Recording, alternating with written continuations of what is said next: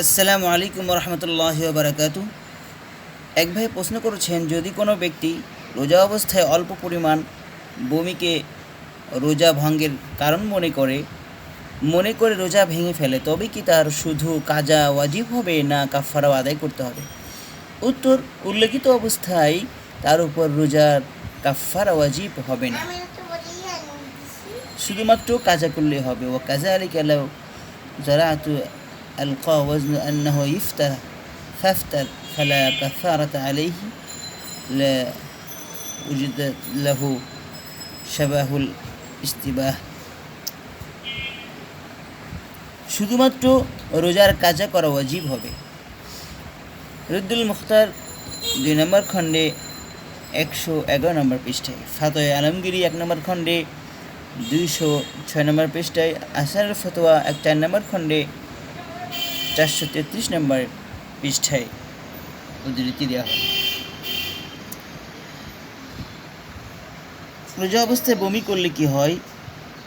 রোজা অবস্থায় যদি কেউ বমি করে, এক্ষেত্রে একবার প্রশ্ন করেছেন, বমি করার দ্বারা রোজা ভেঙে যাবে কি যাবে না? উত্তর: বমি হওয়ার পর এক চানা বা তার চেয়ে অধিক পরিমাণ বমি গিলে ফেলে রোজা ভেঙে যাবে এবং কাজা ওয়াজিব হবে, কিন্তু কাফারা দিতে হবে না।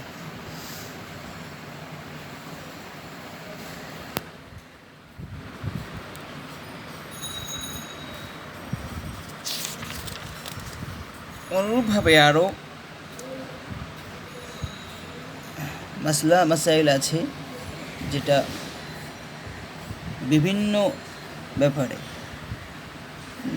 ব্যাপারে রোজার নিয়ত, রোজা রেখে টেলিভিশন দেখা, রোজা অবস্থায় দাঁতের মাজন ব্যবহার করা, রোজা অবস্থায় চোখে ওষুধ ব্যবহার করা, অল্প অল্প করে ইনশাল্লাহ এক পর্বে আলোচনা করব। ওমা তৌফিকি ইল্লা বিল্লাহ। ইনশাল্লাহ থুতুর চেয়ে, একবার প্রশ্ন করেছেন যে থুতুর চেয়ে যদি রক্তের পরিমাণ বেশি হলে যদি তা গিলে ফেলে, ওই সময় কী অবস্থা হবে?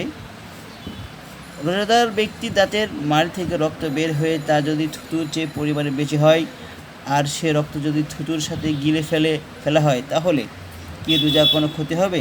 উত্তর: অধিকাংশ ফুকাহায়ে কেরামের অভিমত হলো এমত অবস্থায় রোজা ভঙ্গ হয়ে যাবে, আর এই অভিমতটি সবচেয়ে বেশি গ্রহণযোগ্য। তবে শুধু থুতু গিলে ফেললে, এমনকি সারাদিন একবারও থুতু না ফেললে রোজার কোনো ক্ষতি হয় না, এটা স্পষ্ট উল্লেখ আছে, বিভিন্ন উদ্ধৃতি আছে। উদ্ধৃতি এখানে যেমন দুরুল মুখতারের 2 নম্বর খণ্ডে 107 নম্বর পৃষ্ঠা আছে, ফতোয়া দারুল দেওবান দারুল উলুম 6 নম্বর খণ্ডে আপনার 409 নম্বর পৃষ্ঠা। আল্লাহ তাআলা আমাদের এই মাসাইলগুলো বুঝে এর উপরে আমল করা এবং সে অনুযায়ী চলার তৌফিক দান করেন।